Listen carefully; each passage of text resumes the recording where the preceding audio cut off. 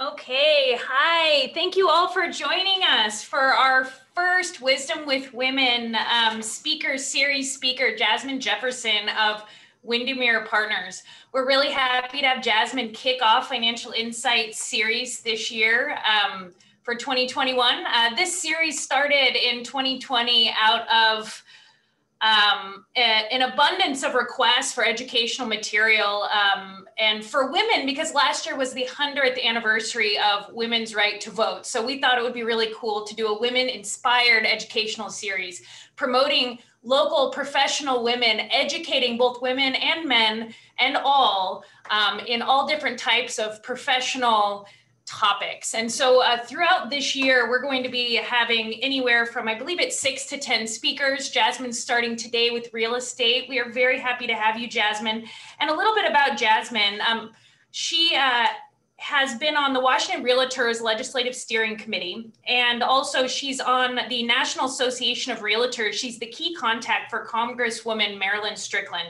In 2017, she was Realtor of the Year for Tacoma Pierce County, and currently she is the principal managing broker of Windermere. And we're so incredibly happy to have you here. And for those of you who don't know, I'm Allie Chris. I'm the president of Financial Insights. We host this speaker series. So anyhow, we'll have Jasmine speak, and at the end we'll do some question and answer, and we'll close it out. We will try to not keep you for longer than an hour. Feel free as we go. If you have any questions, you can type them into the chat box. And we are recording today, so just letting you know that as well. So Jasmine, please take it away. Thank you so much for being here. Absolutely. Thank you so much, Allie, for the warm welcome. I do have to take a moment. There's a lot of Windermere's, and I want to make sure, and this is me putting my manager hat on because I know it's extremely important for me to identify exactly where I'm at. I'm with Windermere Professional Partners in Tacoma, and I'm in the central Tacoma location. And as you can hear, I'm very close to a busy street. So you will probably hear all types of fun things during my presentation. So luckily I have become accustomed to blocking all of that out. So I'm gonna go ahead and screen share and get my PowerPoint going. For some reason, when I was invited to participate in this talk, I thought I was going to be, this is me going into my realtor brain, I thought I was gonna be talking to a bunch of lenders and other real estate professional type people. And so I'm going to freestyle a bit through my presentation and adapt to, now I know that I'm actually talking in front of the very best of the best customers of your organization, no pressure. And I also didn't know it was the first event, and I think it's fabulous that you guys have pivoted to bring people together. And what I've learned is that it's been extremely important for folks to be able to see each other outside of work in the safest ways possible. So before I get started, I do want to give a moment and acknowledge the things that are going on right now. We've had a lot of shootings, crimes against Asian Americans that are ramping up. And I think that these are things that, as long as we continue to talk about them, we will not normalize them and hopefully participate in the change that's necessary to hopefully prevent these types of things from happening. So today I'm going to talk about women in real estate in 2021 at a glance. Part of my presentation is going to have to do with what it's like to be in the career of a real estate broker. And part of my presentation is going to have to do with some data. A little bit more about me. I've been licensed full-time since 2003.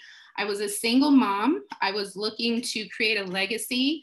I worked in retail, and I just felt like there was more and I wanted to do something else. And so I Yahooed, this was before Google, all of the local real estate companies and read their mission and vision statement and landed at a different company than where I'm at now and stuck with them for 10 years. So I feel very fortunate to have launched with a great company and then to really blossom into where I'm at Windermere. So that urge that I had that there must be more didn't go away.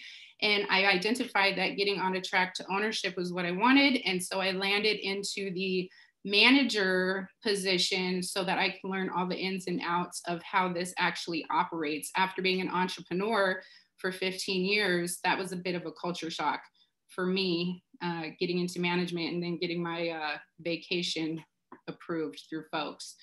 And let's see, I do want to say that all of my statements and opinions are mine. These are my own personal observations. I will quote where I got some of the information and data from. And these are places where I reference and get resources, and that's why I'm sharing them with you. I have a dog. His name is Chuck, Mr. Peanut Butter Cup. And if you're on Instagram, you can check him out. He's super cute. I have an adult daughter. We have the same name, and we are both experiencing growth stages in our lives. She's going to be 27 this year, and we are getting reacquainted with one another in our emerging selves. So basically, we're genuinely super close. We love each other, flaws and all, and we're continuing to grow and develop into this. So let's get started. A little her story. It's Women's History Month. I'm so flattered to be asked to come and participate during Women's History Month. I'm a little bit of a history nerd. I have to admit that once C-SPAN came out and we had a 24-hour news cycle, I became obsessed with politics. My parents, well, I was raised by a single dad. He always bought me history books. And so I love history, and I've picked out just a few things. We're not going to spend a lot of time, but I felt like it was absolutely appropriate to talk about a little bit of history. So women in real estate have been an extremely intricate part since about 1794, but always in the back of the house, right? No fun in the back of the house. So it wasn't even until the early 1950s that realtor boards allowed women to participate on the board, even though they could sell real estate. So Women's Council of Realtors was established in California in 1938. It was a group of women who were not allowed to be called realtors. They worked in the back end, but they were performing the duties of a realtor. And so they had a gentleman help them with policy changes to get women to be allowed to sell real estate. And just to give you a comparison, the National Association of Realtors was established in 1908, and it is one of the largest lobbying forces in the country as of today. I believe it's in the top 3. So a not so fun fact that you see that I've shared here, that in 1839, Mississippi started to allow women to own property in their own names, and it was the first state to do so. For a little bit more perspective, I've added what I do a lot when I float around the world in my head is I like to have these imaginary timelines where I put into perspective little bits of information. So in 1848, the Married Women's Property Act became law. And this is when a woman could control her own assets when it came to real estate. And I wanted to compare that with some additional information. So that's 1848. This is before the Reconstruction period after the Civil War. So that means that slavery was still a law. So there were only 2 groups of people who were allowed to own real estate, and that was white men and women at that time. So putting that a little bit into perspective for me, recently on Ancestry, being able to go back and look at census documents. I have a biracial background, and I'm able to track a lot of information, and that's why this is extremely fascinating to me. And I hope that you find it interesting as well. So some light reading. This is actually a really thick book. It's on my list of books that I would like to read, and I just finished reading Warmth of Other Suns. It has to do with the Great Migration north of African Americans after 1865 through to today's time when President Barack Obama was elected into office. Great book. It follows 4 African American families through that time. But this book here, Through Women's Eyes, is a history that has documents, and for some of us, we call those receipts, because that is proof and evidence of what all of these things were. And I thought that this book would be great to share since it's on my list of things I'd like to read. A couple of other books, if you're interested in real estate, is Race for Profit. She is by the same author of Warmth of Other Suns, and I apologize that I can't remember the name of the author, but it is Race for Profit. I have a little homework here for you if you want to take a look at some additional information.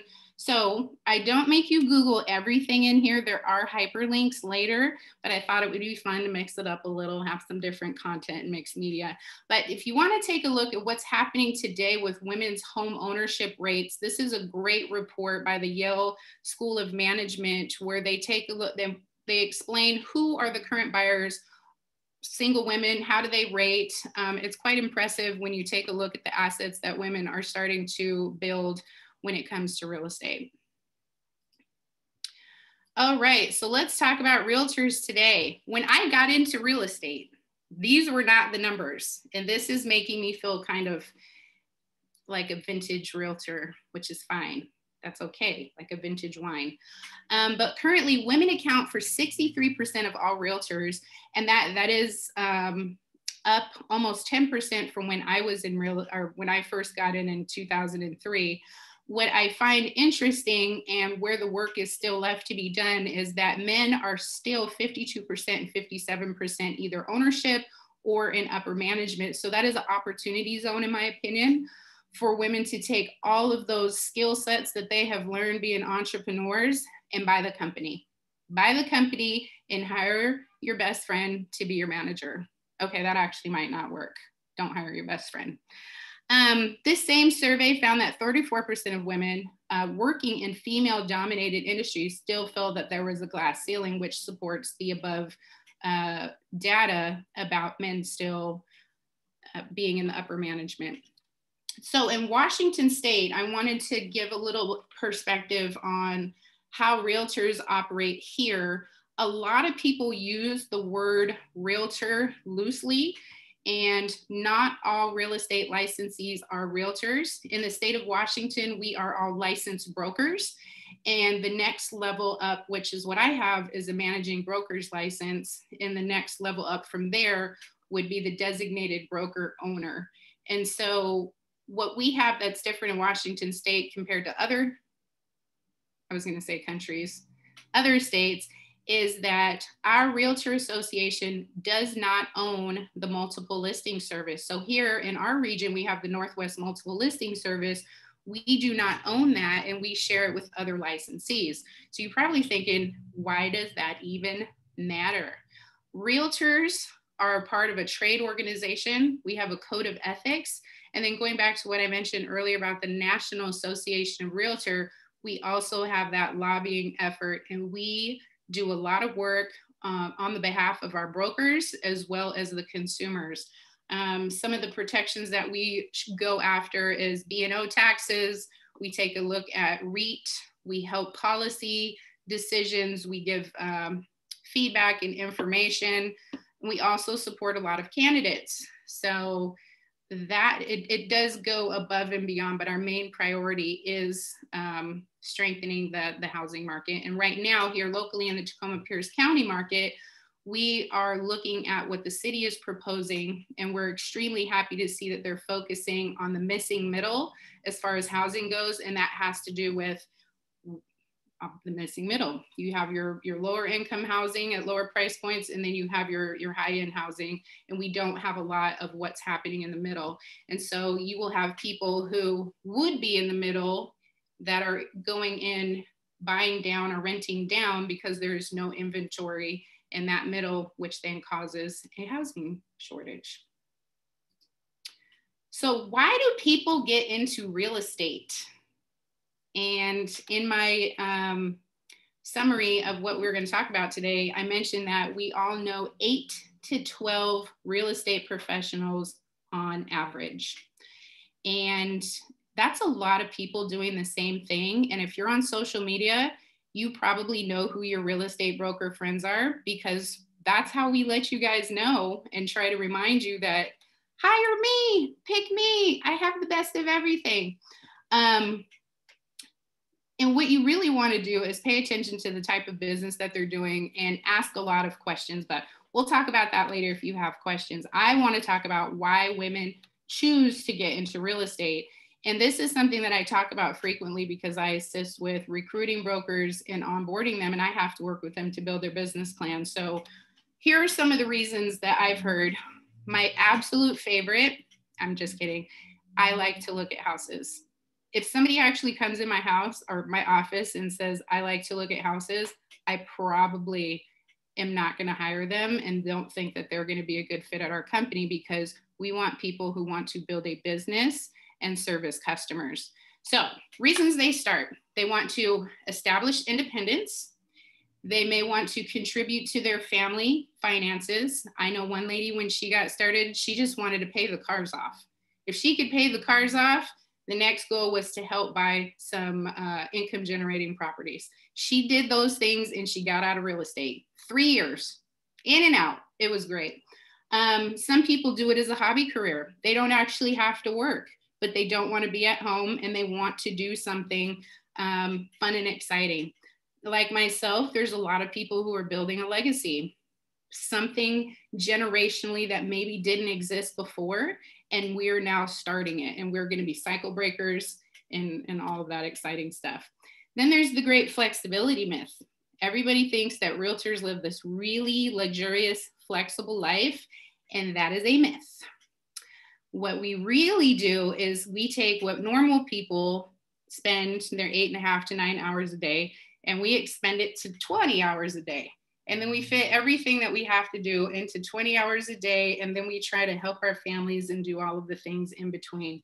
So unless you're extremely good at time management, you're not going to be done with your real estate day in 8 hours. A great reason to get into real estate is you decide your income.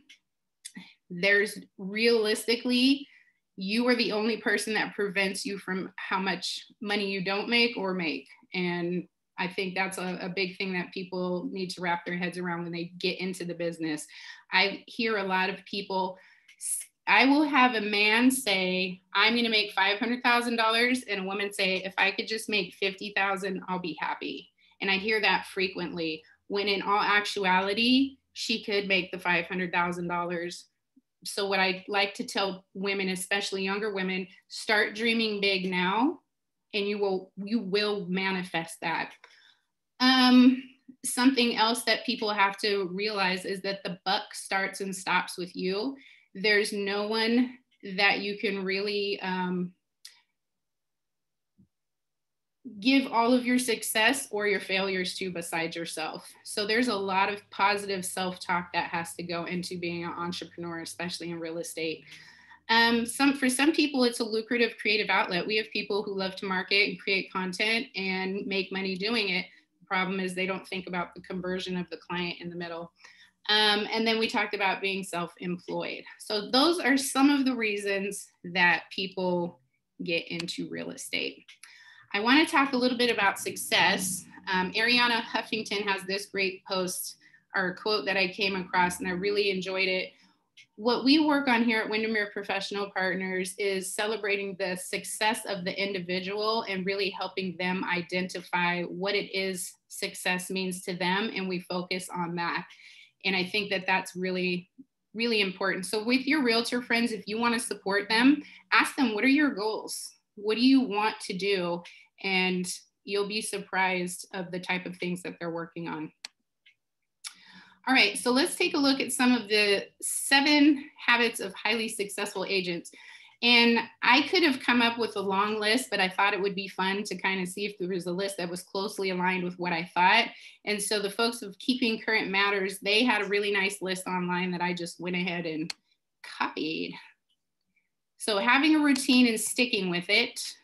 You're your own boss. Nobody's going to tell you when to be at work and when to stop work. When I first started, I thought I had to tell the receptionist that I was leaving for lunch. And like a month later, they were like, you know, you don't have to tell us that. I also thought I needed to stay late and that somebody was clocking my time somehow. But then I started, after I realized that wasn't the case, I started to track how much money how many hours I spent with each client. And the way that I decided to stay in real estate was, if I was making more than minimum wage, I would stay in real estate. And that's kind of how I started a metrics of success. Being a technology guru, they said that. I put JK after it because I don't actually agree with that. I do believe that you have to have some awareness of the technology needed for real estate. And then a really smart person knows who to hire to do the technology for them or work with a company that provides it outright. Prioritizing. So I have JOMO here, and I'm sure some of you have heard of FOMO, the fear of missing out. JOMO is the joy of missing out, and it's the complete opposite. And you find great joy in saying no. It's a book. It's a great book. And I really suggest anybody who's trying to figure out how to juggle everything and have it all, check out JOMO. Exercise and eat well. I don't think I need to explain that. We're all in COVID. We know that Cheetos, and I ate a bag of Doritos in like a weekend and a bag of Oreos in a different weekend. So I'm back to my salads. Master your market. This is a big thing for agents. You'll hear agents that says, I will sell anywhere to anybody and I will do all of the things. Well, that is not the best service that we can provide to our clients. So what we tell our agents is you have to master your market, know who your ideal client is, and wherever you are going to be marketing, you need to know all the stats and data in those markets. And then treating your job like a 9-to-5 and follow up. When we take a look at data from the National Association of Realtors and also Realtor.com, we find out that a majority of home buyers do not use their original realtor because they did not follow up after closing, or that's the #1 reason people get fired. Is there any questions yet? Am I talking too fast? Should I slow down? Okay. I do want to take a talk a little bit about, now that I know more about who's in the room, people think getting into real estate and selling real estate is an easy job to have. There is an extreme amount of forms that we have to navigate through to craft either a listing or purchase and sale agreement. Especially in this market, purchase and sale agreements really need to tell a story to help our buyers win. And if people are not paying attention to that, there are financial ramifications for the consumer. And so when you are interviewing a real estate broker, you really want to ask a lot of questions. And a lot of times the first question is, how much do you cost? This person can cost you a lot of money if they don't know what they're doing. So you really want to interview brokers and find out what their experience is. And you can have somebody who's 2 years or even a year in the business who's actually more professional than somebody who's been in the business for 20 years. So you really want to ask a lot of questions and make sure that these people are able to maneuver through the market. Any questions about that? No? All right. So part of what I wanted to talk about was a overview of what happened in the real estate market in 2020. And I know this is not new news. This is just someone else's version of it. And Matthew Gardner, he is the chief economist for Windermere Real Estate through our entire footprint. We're in 7 states and 2 countries. He's also a good dancer.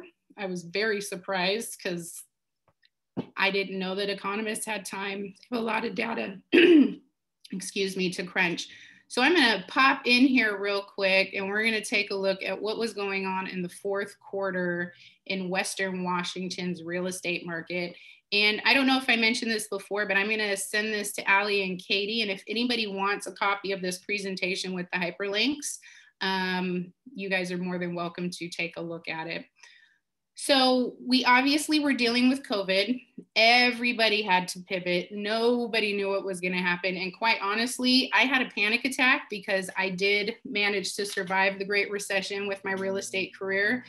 And I thought that was going to happen again. And it was really different being a manager and needing to support my brokers who were having the same concerns and fears on top of where were you going to get toilet paper and canned chicken and rice and all the other things? And will I get to see my family members again?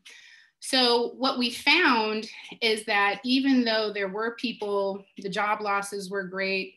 We had the emergency situations going on, but real estate really seemed to be untouched. And we saw a lot of increases. So sales continued to impress with over 23,000 transactions in the fourth quarter. And this was an increase from the same period in 2019, but it was still lower. And I do attribute that to seasonality, especially, and so does, you know, Matthew Gardner, because he's the economist. I learned from him, so that's why I attribute it to seasonality. Listing activity remained very low. And that had a lot to do with that there just wasn't a lot of inventory. People didn't know what was happening in the world. And when you have that much uncertainty, you're not going to make huge financial decisions like that. And a lot of people who chose to move did it out of necessity and not out of pleasure, or it was the interest rates dropped and it's time to go ahead and buy that house, or I don't know what's happening with my landlord and I need to get out of here. So annual change in home sales. I'm assuming your network is primarily in Pierce County, but you'll see what's going on in some of the other counties. But in fourth quarter 2019 compared to 2020, Pierce County increased at 21.9%. We're going to talk a little bit about that when we get into forbearance and foreclosure. A lot of people want to know what's going on with that.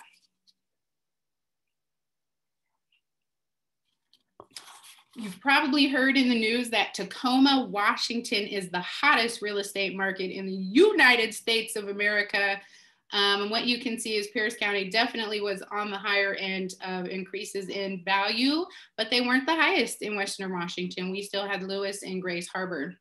We also saw a lot of people moving out of major city hubs, not at the rate that everybody predicted. Everybody said it's the urban flight. Everybody's leaving the urban areas.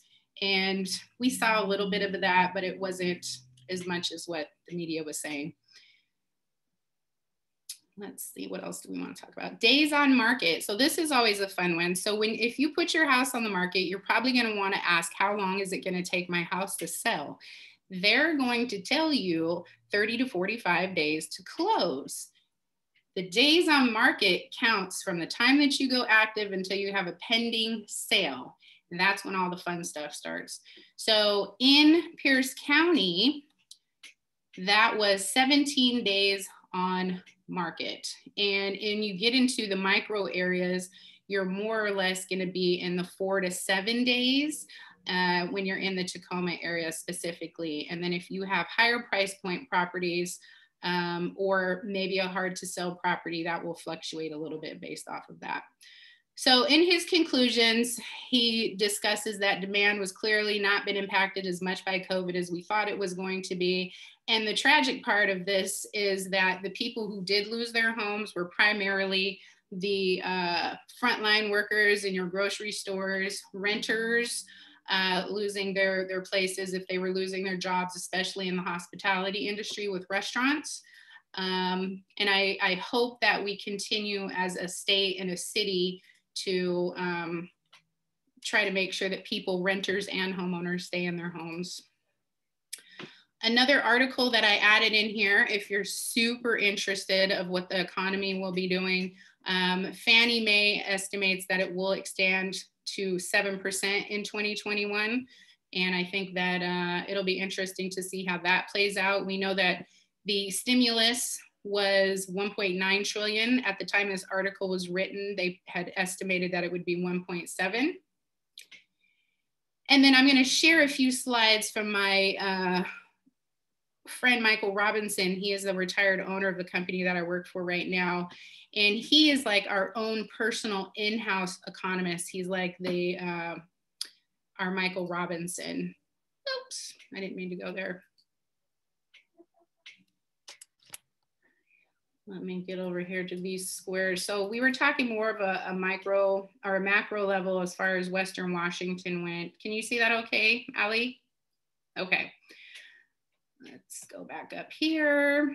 Okay, so existing home sales, Michael Robinson, based on the Case-Shiller Index and other chief economists that he follows, he believes that home sales will continue to grow significantly in the next year. And this is on a nationwide average of 5.93%.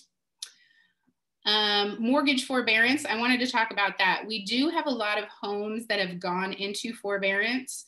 They have been significant, but they're not anywhere near the rates of people that had defaults during the Great Recession. So a couple of factors that tie into that is a lot of people will be able to, we didn't lose the amount of jobs that were lost in the Great Recession. A lot of people will be able to get caught up with the missed payments, and some will just tack it on to the back end of their mortgage. Some will sell. There's a tremendous amount of equity. I get a lot of calls and direct messages with people saying, where's the pre-foreclosure list? We want to see all of the houses that are going into foreclosure. And I have to tell them that we've done a really good job of keeping people in their homes, or they're able to sell and get some equity.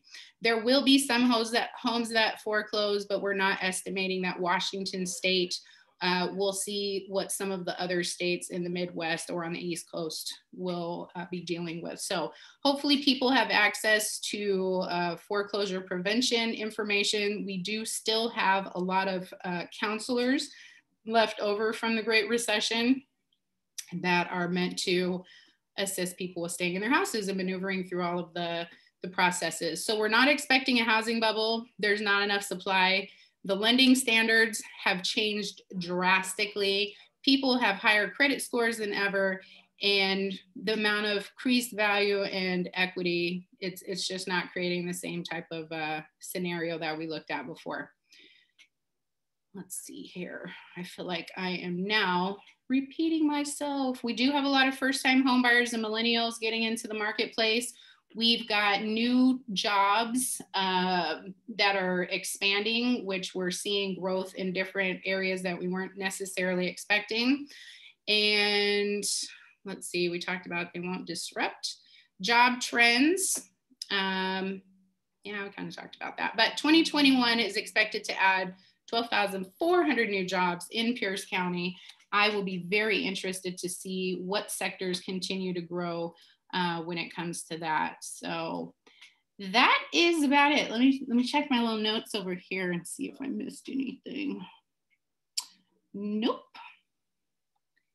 So there you go. That is my presentation. And I do have, actually, let me show in case anybody has any questions that they don't want to ask here. You're more than welcome to email me, jasmine@windermere.com. I've got a couple hyperlinks to connect with me online as well. And like I mentioned, if you would like a copy of this presentation, Ali and Katie will have that. There you go. Awesome. That was a great presentation, Jasmine. Thank you. Thank you so much for joining us. That was awesome. All of this is recorded, so we're going to post. We have a YouTube channel, so all of our videos for the year will be posted on YouTube. We can link off from that onto Facebook. So Jasmine, if you want to grab that, you can. And then we'll send out the presentation to everyone who was registered. And just want to say thank you again, Jasmine, for joining us and sharing with your time and your knowledge. We really appreciate it. And the rest of the year, we have a wonderful lineup. We're doing a monthly Ask a CFP community hour where a CFP will be on the line for free to do Q&A for community people who may not want full-scale wealth management, may not need that type of service, but really need questions answered. So it's kind of a community Q&A. There'll be a different CFP doing that every few months. We have Michelle Newby doing a guide to estate planning in April. We're doing tax updates with Liliana from our staff in May, gifting strategies in June with Amanda, the age of fraud for seniors with Teresa Harbottle and Deb Morris in July, and then Medicare and Social Security in November. So we'll look forward to seeing you again at some of our other sessions. Have a wonderful day. And thank you all for joining us for our Wisdom with Women series. And any questions? Did anyone have questions? We didn't do the, Jasmine. I didn't see any questions. If anyone has any questions you'd like to ask of Jasmine, please share. I'm sorry we didn't quite cover Q&A. I love to answer questions. So, you know, whatever comes across your mind, if it sounds weird, that even more reason to ask it.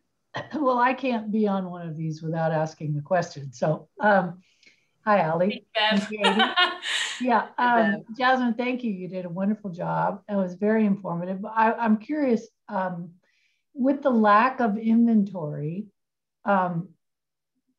what's that mean to all the people out there? I mean, for the first time, like I own a home in Gig Harbor. So the first time in probably ever since I've been here, I'm getting letters from realtors saying, Oh, yeah. hey, you want to sell your house? I bet you have a lot of equity. I do. And so what we do, I'm going to give you guys secrets. Don't tell your realtors that I told you. What we do is we get a list from the title company, and I'm actually okay sharing this because we've had situations where we send out information like a property profile or a report. Here's what your home is worth, and here's how much you owe, and here's what you potentially could walk away with. And people get really upset. How do you have my personal information? It is all public. We know what you bought your house for. If you refinanced it, there's a way to do quick math and figure out if you refinanced it in 2012, and this is what today is, what could that possibly look like? Here's how much equity they probably have based on what the home is worth now. So those letters that you are getting are most likely from agents who have identified that you fit their ideal client and or they have a buyer. In the past, we didn't necessarily have buyers. We would send out letters that said, hey, list your house if you're interested. Check out my marketing plan. I'll give you a free something or another. Well, now a lot of the agents have 10 or 15 buyers. And so what we're training our brokers, if you see a theme or a trend with what your clients need, if you have a bunch of people in Gig Harbor, and start farming the area, get some stuff out there, go knock on the door. And some instances, people are even coming with a purchase and sale agreement. Like, I really have a client, they really want your house. We'll even let you stay in the house for 90 days free so you can buy another house. So that is a part of what's happening right now. Wow. Yeah. Wow. How about that?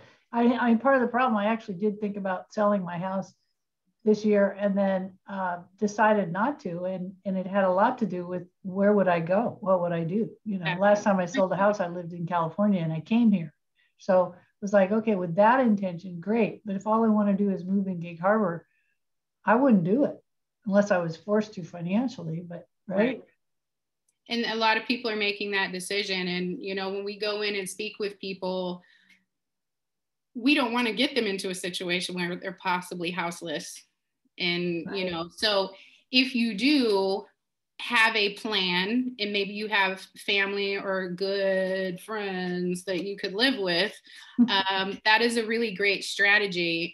We've had clients that are, you know, living in the basement of their friend's house until they can close on new construction, because new construction is a viable option, because as that's coming up, you're not seeing 30 or 40 offers on new construction. What is interesting is I'm finding that off-market sales are starting to see multiple offers. And it's not even listed. This is the people that are showing up at the door with offers and saying, I have a buyer, here's the offer. And then you have 2 or 3 more agents with buyers that have offers, and you've never even had to cut your grass. Wow. Wow. Interesting. Thank you. Yeah, it's interesting. Looks like Mike has a question.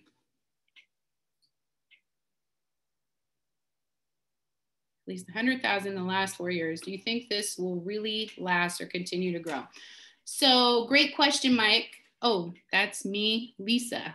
Who's Lisa? I don't know who Lisa is. Oh, Lisa Wilhelm. Oh, okay. Lisa Wilhelm. I will answer Lisa and or Mike's question. So what we're thinking is that we are going to continue, no worries. We're going to continue to see the increase in home values at least through 2021. And that has to do with supply and demand. So 2 things could happen that could change that. The interest rates can go up, and I totally drew a blank. There's something else that could happen. I can't think of what it is right now, but the interest rates going up would be a big one, because that's going to knock out a lot of the buyers who are pre-approved to get into the properties that otherwise couldn't afford it. So it will drastically change their ability to purchase. Patrick, you're on camera. Do you have a question? You're muted. You're muted, Patrick. We haven't heard a word. Oh my goodness.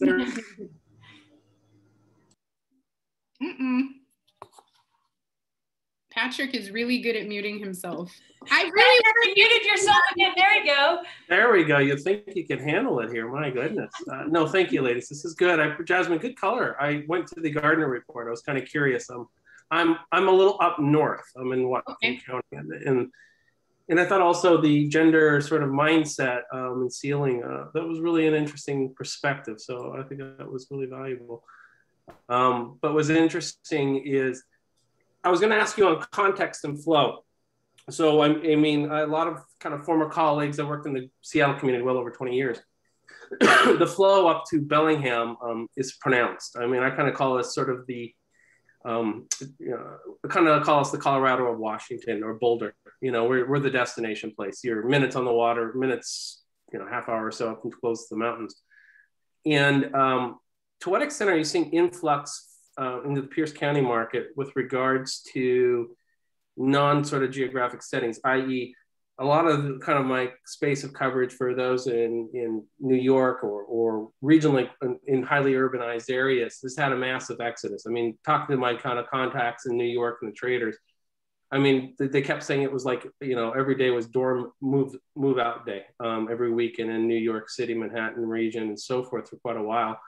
And clearly they're not going to go across the country, but they're seeing this massive dispersion. And I've been working remotely for a year. I've been up several months in Canada. I've been in Arizona. I've been sort of making the most of this sort of fluid Zoom world. I see the trends as sort of just on sort of anecdotal, but sort of from a real estate perspective, what are you observing? We do still have a lot of people coming down from Seattle. They're about 35% above our values here in Pierce County, which makes that very enticing. Yeah. You get way more home than what you get in Seattle, but it is just as cutthroat now with the offer situation. We do have a lot of folks coming in from California, and I actually think that the environmental changes that they're experiencing in California with the drought and the wildfires that are happening annually, we're seeing people that are coming up here also because of our more mild, consistent weather. Yeah. And it really has to be from regions that can afford to live here. So you're not going to see a lot of Midwest unless they're coming with job opportunities. We are seeing a little bit of an uptick in relocation folks coming in that have a relocation company sending them over. And we do still have a pretty robust medical industry. So we have doctors and people coming in from out of state for that. I have one of my agents on the call. If she wanted to pop in, she can, but I'm not going to call her out. I know that she works with people that are coming from different areas and experiences a lot more information around who is actually coming in and out. Yeah, I appreciate it. It's Hawaii. Just, we also have a good flow from Hawaii.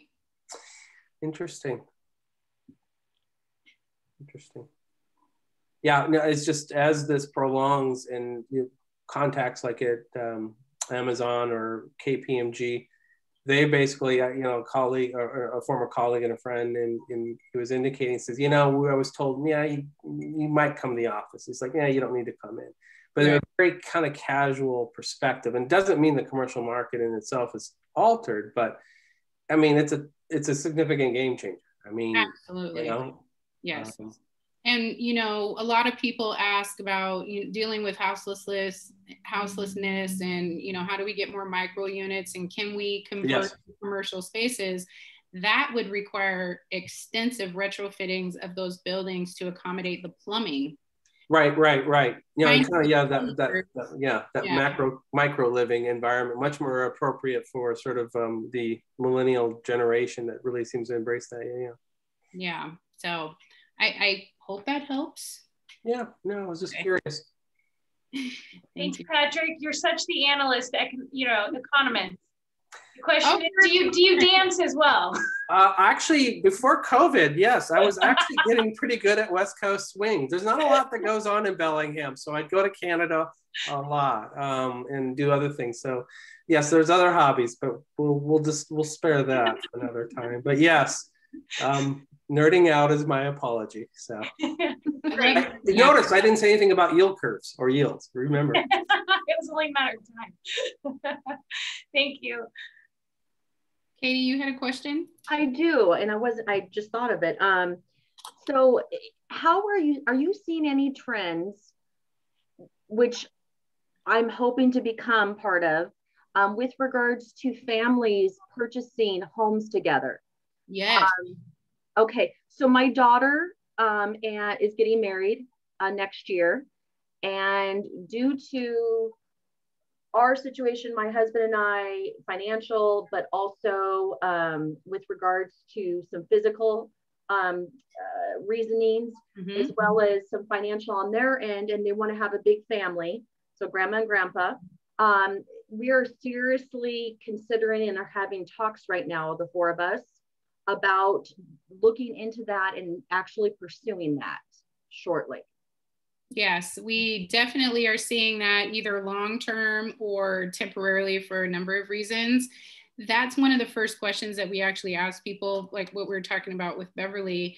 Is there somebody that you can move into so you do not have to sell contingent? But we are seeing that people are wanting to look for spaces where they can either have maybe a sibling. I'm seeing more concern over where siblings are going to be because housing prices, and they want to be closer. I'm definitely seeing, so even in my family, my aunt and uncle, I bought a house across the street from them. They have my grandma.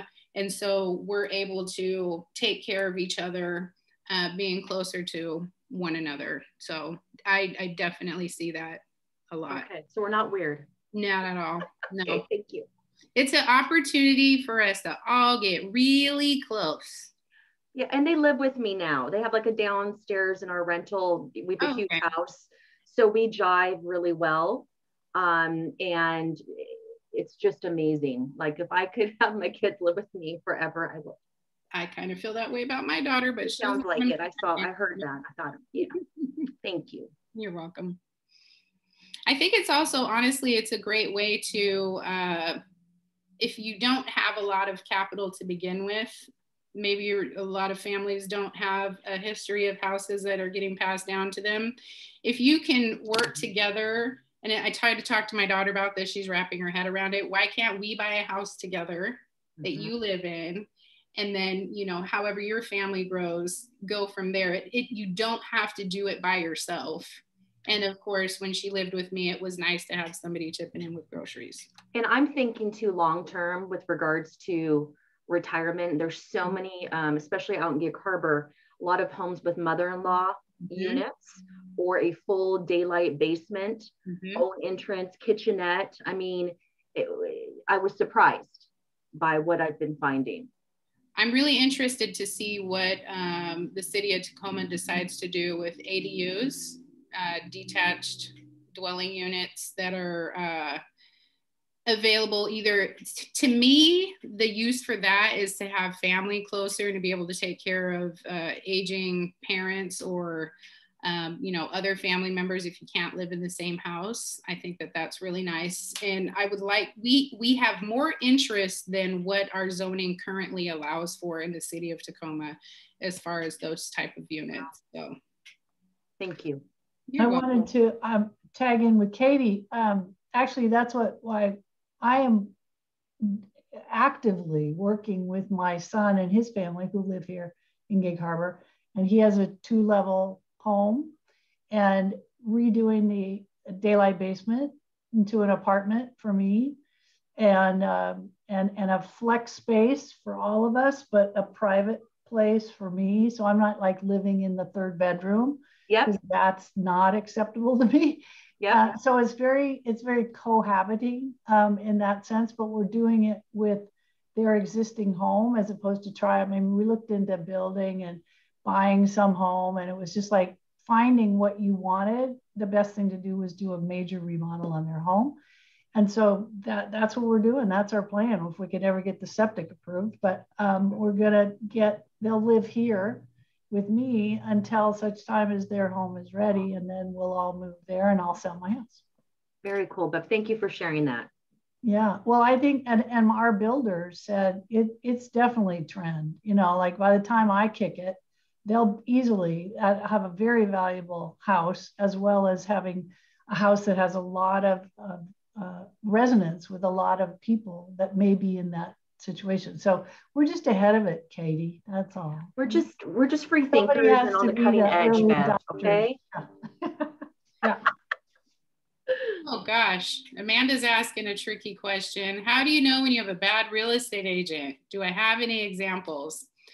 So part of my code of ethics says that I cannot speak poorly of other real estate brokers, but if in a hypothetical situation, some of the signs are, I mean, if they can't talk about the specific market that you're looking in, and I wouldn't necessarily call them bad, I would say maybe they're overextended into where they should be going. People who don't return your calls, I have a huge problem with that. And my agents, they are out there busting their behinds trying to get their clients into homes. And the most aggravating thing is when you have multiple offers and you have a non-responsive listing broker. So I would suggest when you're hiring a listing agent, asking the question, what is your process for managing multiple offers? How will you handle the brokers who are sending in the offers? Also, if you're working with a buyer's agent, ask your buyer's agent, are you calling and speaking directly to the listing agent, or are you just sending over the offer? A lot of what we're seeing where our agents are winning for their clients is it's that relationship that they either already have with the listing agent, or their ability to highlight how easy this process can be if you pick my client. I'm communicative, all my forms look good. I have all of the information together in the first email, not 5 of them spread out. And let's get this closed. Let's get our clients where they need to go. So, I mean, there's some horror stories out there. Everybody jokes around that we should make coffee table books about the horror stories. We could do that in financial advising as well. Oh, I'm sure. Amanda said she would read that book. Yeah, I think I would probably read it too, even though I wouldn't be surprised by anything in there. Well, thank you, everybody. This has been great. I usually always just talk to real estate brokers. So that's why I assumed I was going to be talking to a bunch of people that were either in finance or not finance, well, finance, but not where your company is, more lenders and title. That was great. The presentation was perfect. Like the content was great. I love that it was geared towards real estate agents and the industry. I really did. I think it was great. Thank you, Jasmine. It was awesome. Honestly, it was great. Wonderful. Well, I do see Miss Sharon has popped in, and I don't know if she can talk or not. Hi. Good evening. She's a broker here in my office, and she has been busting her behind with her customers. And I know she doesn't like me to use that type of language. See, look, she's fixing her shirt. What? No. But no, Sharon, she works with a lot of people relocating in and out of the area. And that's what I was going to ask if she had anything to share, but I see she's in her car. So I can say something. Oh, you're there. Okay. Could you tell us about some of the people that you're working with? Where are they coming from? So I had clients coming from Chicago, Indiana, Oklahoma, California, relocating here. I have worked with 5 clients last year who purchased their home just trusting me to help them. They didn't see the home until they came into town. We use videos and FaceTime and Zoom. I arranged all the paperwork with the home inspector. We ran videos and sent it to them and made it for my standards a seamless process for them, so it was less stress. I also have a couple of medical doctors who are moving here, and I'm helping them to find multi-generational homes because with COVID-19, we're finding that all the requirements to find childcare, if you have parents who are able to help, a lot of children of those parents are capitalizing on finding a bigger home for in a multi-generational situation that they can cohabit and get that child care and that support that COVID would give parents who may be lonely. Now they have access to grandkids, and if they don't have grandkids, then they have access to their children. And we're having a lot of conversations around how that looks. And we've been trying to find, you know, larger homes that have space. Like, I don't remember, her name was saying that she would like her own space, rather in the 3rd bedroom. And I see that conversation a lot. In fact, I just closed on a house on Monday where that family is coming from California, and they wanted a bigger space so that the parents could have the lower level. And so I was able to help them find that. So we are seeing people coming to our area now that they can work from home. I've had 3 people call to say, we can move, we're headed to Tacoma, not Seattle so much, but loving Tacoma, loving the prices better than up north, and just the beautiful area here. Yes, and the Gig Harbor market is absolutely bananas. When we look at the chance of selling and the price point, so we track in increments under 450, 600,000 or under, and then 600,000 to $1 million, and then $1 million and higher. And I think, do you remember what the average price is in Gig Harbor? What, 800 plus? Yeah, I think that's pretty much the standard of what people can expect. And then when you start looking at inventory, you're looking at under 100 homes once you cross the Narrows Bridge out to then the Purdy Bridge. It's just absolutely incredible what's happening out there. So people are definitely earning a lot of equity right now. So that actually brings something to mind, which is, don't you have a problem though? So if my inflated value of my home, for example, still you got to look for comps, right? Because we have an industry that's gotten very much in the box. Great question. And the banking and all that. And so you like, now we have a disconnect. Right. If I can get X for my house, but they can't get Y because they can't get a loan. Right.